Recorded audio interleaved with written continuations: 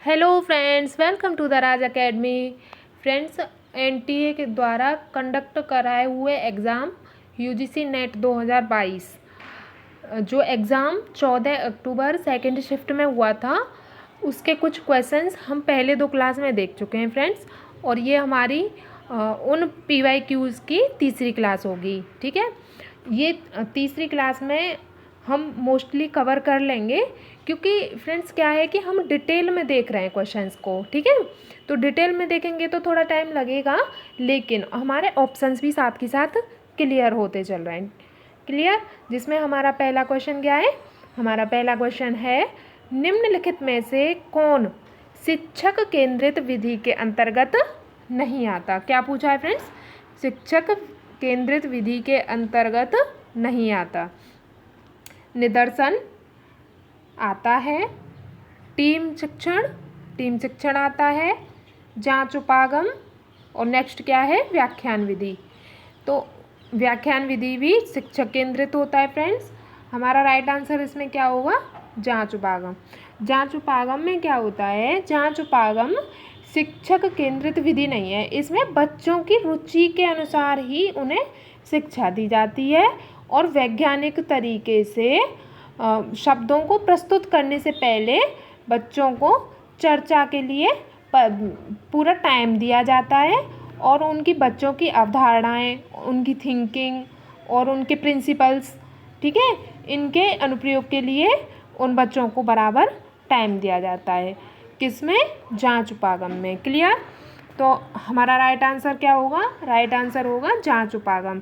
Next question होगा हमारा, next question होगा, निम्नलिखित में से कौन सी विषय वस्तु विश्लेषण के लाभ हैं? क्या है? विषय वस्तु विश्लेषण के लाभ हैं। ऑप्शन ए, पारदर्शी शोध विधि, बी, गैर प्रतिक्रियात्मक प्रविधि, सी, नम्य प्रविधि, डी, प्रविधि जिसमें कोडिंग मैनुअल की आवश्यकता नहीं है, ई, प्रविधि जो किसी प्रकार की रूपरेखा से मुक्त है। तो इसमें विषय वस्तु विश्लेषण के लाभ पूछे हैं फ्रेंड्स। क्या पूछे हैं? विषय वस्तु विश्लेषण के लाभ। ठीक है, तो जिसमें क्या है? पारदर्शी, मतलब हमारा विषय वस्तु कैसी होनी चाहिए? पारदर्शी। ठीक है, और क्या होना चाहिए? गैर प्रतिक्रियात्मक प्रविधि और नम्य प्रविधि। आंसर हमारा क्या होगा? आंसर होगा हमारा फर्स्ट। पारदर्शी शोध की सबसे अधिक प्रभावी शोध प्रक्रिया कहा जाता है। ठीक है, सबसे ज़्यादा प्रभावी कौन सी है हमारी? पारदर्शी शोध विधि क्या है? सबसे प्रभावी विधि है, और इसकी गुणात्मकता अधिक सटीक होती है। क्या होती है? अधिक सटीक होती है। क्या? गुणात्मकता। और इसे क्या कहा जाता है? इसे आभासी शोध विधि भी कहा जाता है, क्योंकि इससे यथार्थता स्पष्ट नजर आती है। कौन सी? पारदर्शी शोध विधि सबसे प्रभावी विधि है। क्लियर? नेक्स्ट क्वेश्चन होगा हमारा, नेक्स्ट क्वेश्चन होगा, सर्वेक्षण आधारित शोध के प्रमुख नैतिक पहलू हैं। सर्वेक्षण आधारित शोध के प्रमुख नैतिक पहलू कौन कौन से हैं फ्रेंड्स? सर्वेक्षण आधारित शोध के नैतिक पहलू, सहभागियों को किसी प्रकार की हानि से बचाना। सहभागियों को किसी प्रकार की हानि से बचाना, बिल्कुल बचाएंगे। सहभागियों की संलग्नता को लोकप्रिय बनाना, नहीं। अगर हमारे साथ कोई हमारी रिसर्च में हेल्प कर रहा है, तो वो हमारे साथ हेल्प कर रहा है तो हम उसे लोकप्रिय नहीं बनाएंगे। लोगों के विभिन्न स्तरों के बीच अंतर करना, बिल्कुल नहीं। लोगों के स्तरों के बीच अंतर नहीं करेंगे। उनकी व्यक्तिगत निजता को प्रभावित करना, और ई क्या है हमारा? निजी लाभ के लिए व्यक्तिगत निजता का उपयोग करना। ये हमारा राइट आंसर नहीं होगा। राइट आंसर होगा ए और डी। राइट आंसर क्या है हमारा? राइट आंसर होगा ए और डी। नेक्स्ट क्वेश्चन होगा, आंकड़ों के गुणात्मक विश्लेषण के लक्ष्यों में से एक है। क्या? आंकड़ों के गुणात्मक विश्लेषण के लक्ष्यों में से एक है, ऑप्शन ए, चयनित पाठ या सामग्री का विस्तार करना। ऑप्शन बी, ऑप्शन दूसरा है शोधकर्ताओं के प्रत्यायकों का विश्लेषण करना। तीसरा, किसी परिघटना का विश्लेषण करना, वर्णन करना। चौथा है द्विभाजक विच्छेदन पर ध्यान केंद्रित करना। राइट आंसर क्या होगा? गुणात्मक विश्लेषण करना है। तो हम किसी परिघटना का वर्णन करेंगे, जैसे कि कोई कम्युनिकेशन नेटवर्क है, कोई टाइम से संबंधित आंकड़े हैं, कोई जनसंख्या से, वन से, यातायात से, कोई भी आंकड़े हैं उनका विश्लेषण करेंगे तो पूरी परिघटना का उसका सिचुएशन जो है उसका वर्णन हो जाएगा ना। क्लियर? नेक्स्ट क्वेश्चन होगा, मोहित ने बॉबी, डैनी एवं अशोक को एक ईमेल प्रेषित किया है, एक ईमेल भेजा है जिसमें उसने ये लिखा हुआ है, ठीक है, उसने लिखा है ये फ्रॉम मोहित, फिर उसकी ये ईमेल आईडी है, फिर टू, फिर उसके बाद सी, फिर BCC और ये सब्जेक्ट और ये उसने डिटेल दे रखी है। तो हमारा इसमें पूछा है कि क्या सही है, क्या पूछा है इसमें, क्या सही है। बॉबी और डैनी को ज्ञात है कि अशोक को ईमेल प्राप्त हो गया है। दूसरा, डैनी को ज्ञात है कि अशोक और बॉबी को ईमेल प्राप्त हो गया है। तीसरा, अशोक को ज्ञात है कि बॉबी और डैनी को ईमेल प्राप्त हो गया है। अशोक को ज्ञात है, यहाँ देखिए फ्रेंड्स, अशोक को ज्ञात है कि बॉबी और डैनी को ईमेल प्राप्त हो गया है। इसका राइट आंसर तीसरा होगा, क्योंकि देखो अगर डबल सी बना हुआ है, अगर डबल सी लिख रहा है, डबल सी का तात्पर्य कार्बन कॉपी और BCC का तात्पर्य ब्लाइंड कार्बन कॉपी। BCC का मतलब क्या है? ब्लाइंड कार्बन कॉपी होता है, ठीक है। ईमेल में किसी को अगर डबल सी करते हैं, ईमेल में अगर किसी को डबल सी करते हैं तो टू और डबल सी दोनों फील्ड में मौजूद लोग एवं दूसरे को ईमेल देख सकते हैं, परंतु ब्लाइंड कार्बन कॉपी BCC है ना, ब्लाइंड कार्बन कॉपी से हिडन होता है, ठीक है, इसलिए वह टू और डबल सी को नहीं देख पाता।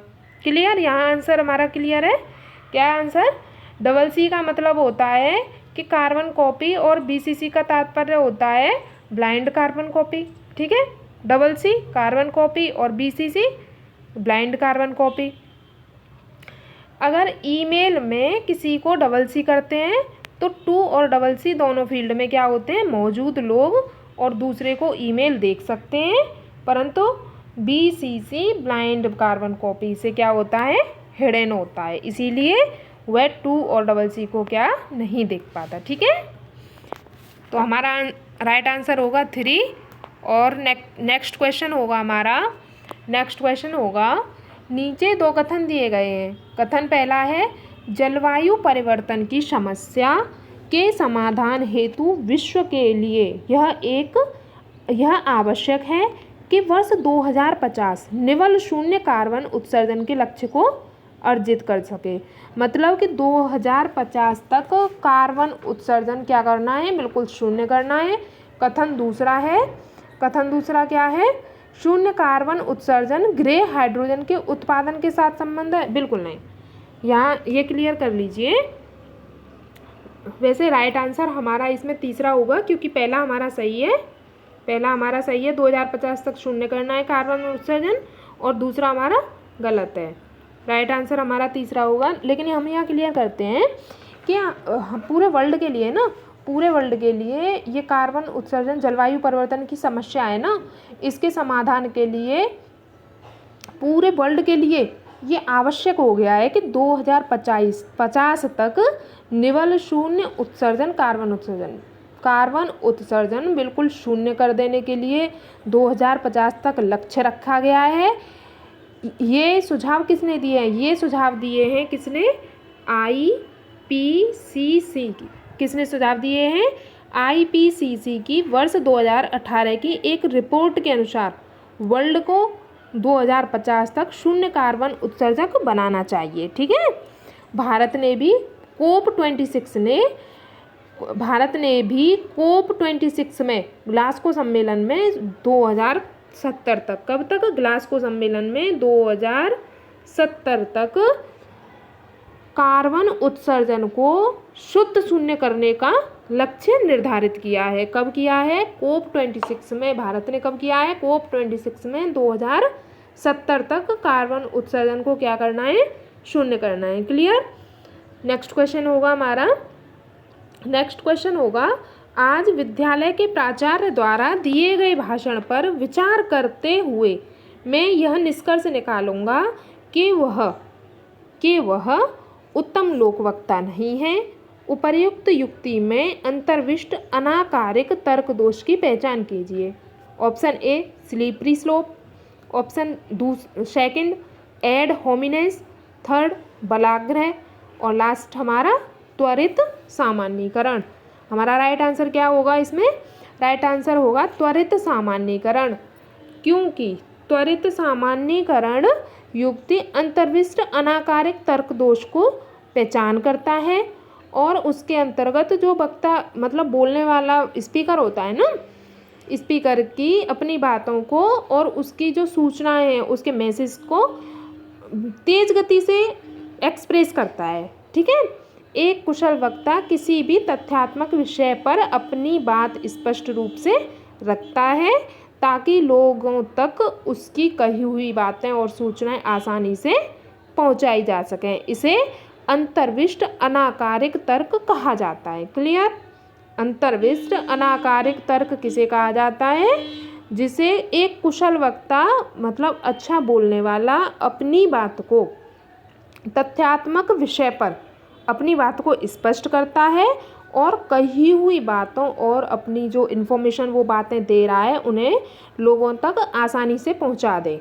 ठीक है, अपनी बात को अपने क्लियर तरीके से आसानी तरीके से लोगों तक पहुंचा दे, वो कौन होता है? अंतर्विष्ट अनाकारिक तर्क। ठीक है, नेक्स्ट क्वेश्चन होगा हमारा, नेक्स्ट क्वेश्चन होगा, निम्नलिखित में से किसे गैरवाचिक संप्रेषण के रूप में श्रेणीबद्ध किया जा सकता है? गैरवाचिक होता है जिस संप्रेषण में जिस संप्रेषण में बोला नहीं जाए। ठीक है, मौखिक संप्रेषण नहीं हो, मुंह से नहीं बोला जाए, क्या होता है वो? गैरवाचिक संप्रेषण। मनोहर स्वर, अगर सुंदर सुंदर स्वर बोलेंगे तो गैरवाचिक संप्रेषण कैसे हुआ? क्योंकि मनोहर हम सुंदर सुंदर स्वर बोलेंगे तो उसमें तो बोलना पड़ेगा, शब्दों का यूज होगा। भंगिमाएँ जैसे कि हमारी मम्मी ने हमसे काम करने के लिए बोला लेकिन हमने अपनी गर्दन हिला दी नहीं के अर्थ में, हमें नहीं करना, लेकिन मुंह से नहीं बोला, तो क्या है हमारी भंगिमा। गेस्चर, हाव भाव दे दिए। जैसे दो फ्रेंड्स जो हैं आपस में बात कर रहे होते हैं, जैसे दो लड़के हैं आपस में बात कर रहे हैं, बुलाने के लिए आया एक दोस्त दूसरे दोस्त को घर से बुलाने के लिए आया और उससे इशारों में गेस्चर्स में उसने बोला कि चल बाहर। वो उसका फ्रेंड जो है घर पे बिना बोले इस बात को चला जाएगा और देखना कि थोड़ी देर बाद उसका दोस्त भी घर से चला जाएगा। तो क्या कर गए वो? गेस्चर्स में बातें कर गए कि आजा बाहर खेलते हैं। ठीक है, चेहरे की भंगिमाएँ, चेहरे की भंगिमाएँ क्या होती हैं? चेहरे की भंगिमाएँ जैसे कि गुस्सा आ रहा है तो किसी के भी चेहरे से अलग पहचान कर लेते हैं ना कि इसे गुस्सा आ रहा है, या कोई प्रेम कर रहा है, ठीक है, या शांत बैठा है। अगर कोई मुंह लटका के शांत बैठा है तो चेहरे की ये अभिव्यक्ति है ना, हम चेहरा देख के ही तो पहचानते हैं कि कैसे शांत बैठे हो, क्या बात है। ठीक है, तो हमारा राइट आंसर क्या होगा? बी, सी और डी। बी सी डी किधर है हमारा?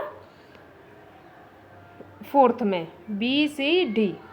भंगिमाएँ, गेस्चर और चेहरे की अभिव्यक्ति जिसमें बोलने की ज़रूरत नहीं पड़ती। ठीक है, नेक्स्ट क्वेश्चन होगा, जब अनुमान कार्य कारण भाव पर आधारित न होकर सह अस्तित्व की एक रूपता पर आधारित होता है तो तर्क भारतीय शास्त्रीय मत के अनुसार इसे क्या कहा जाता है?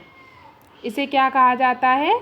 जब अनुमान कार्य कारण भाव पर आधारित न होकर, क्या बोल रहा है, जब अनुमान कार्य कारण भाव पर आधारित न होकर किस पर होता है, सह अस्तित्व की रूपरेखा पर आधारित होता है।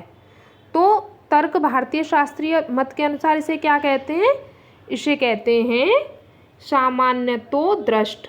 सामान्यतो दृष्ट क्या होता है, सामान्यतो दृष्ट होता है कि सामान्य दृष्टि का उद्देश्य एक रूपता, मतलब एक दृष्टिकोण। सामान्यतो दृष्ट मतलब एक ही दृष्टिकोण, ठीक है। नेक्स्ट क्वेश्चन होगा हमारा, नेक्स्ट क्वेश्चन होगा आपदा जोखिम न्यूनीकरण हेतु सेंडाई रूपरेखा की अवधि निम्नलिखित में से कौन सी है। सेंडाई रूपरेखा की अवधि है फ्रेंड्स 2015 से 2030। सेंडाई रूपरेखा की अवधि 2015 में ये तैयार किया गया था और 2030 तक इसकी पूरी टाइम लिमिट है, ठीक है।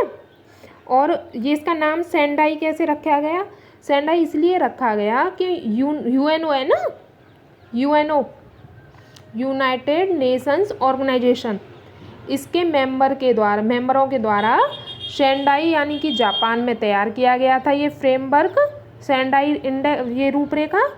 और ये किसके लिए है, ये आपदा जोखिम को कम करने पर, जैसे प्राकृतिक आपदाएं आती हैं ना, एक नवाचार पर सिग्नेचर करवा लिए हैं ये यूएनओ के मेंबर से। और ये पूरे वर्ल्ड में अधिकतर हिस्सों में प्राकृतिक आपदाएं आती रहती हैं, उनमें ज्ञान माल की ये सब की क्षति होती है ना, उसके लिए ये इंडेक्स है। अल्प विकसित देशों और विकासशील देशों में ज़्यादातर ये आपदाएं आती रहती हैं, ठीक है। सेंडाई रूपरेखा का मुख्य उद्देश्य क्या है, जोखिम को कम करना और वैश्विक स्तर पर एक दूसरे को सहयोग पहुंचाना। ऐसा है कि जिस क्षेत्र किसी पर्टिकुलर एक देश में अगर आपदा आ गई तो ये सेंडाई इंडेक्स में ये जितने जितने देश इसमें शामिल है ना, अगर एक देश में आपदा आ गई तो दूसरे देश के लोग वहाँ पे सहयोग पहुँचाएंगे। जैसे रेड क्रॉस है ना, रेड क्रॉस सोसाइटी का आपको पता होगा कि अगर किसी एक देश में आपदा आ जाती है तो हमारे देश के जवान भी दूसरे देश में आपदा के टाइम पे हेल्प करने के लिए जाते हैं ना, ऐसे ही हमारे देश में आते हैं। तो ये इंडेक्स में जिन जिन लोगों ने उसमें साइन कर रखे हैं सेंडाई में, उन देशों के ये क्या है, एक नवाचार है, मतलब यहाँ पे कि वो सब मिलके एक दूसरे की हेल्प करेंगे आपदा के टाइम पे। कौन कौन से देश, अल्प विकसित देश और विकासशील देश। क्लियर। तो फ्रेंड्स आज का वीडियो हम यहीं एंड करते हैं। अगर आपको वीडियो हेल्पफुल लगता है तो please subscribe and share. Thank you, bye bye.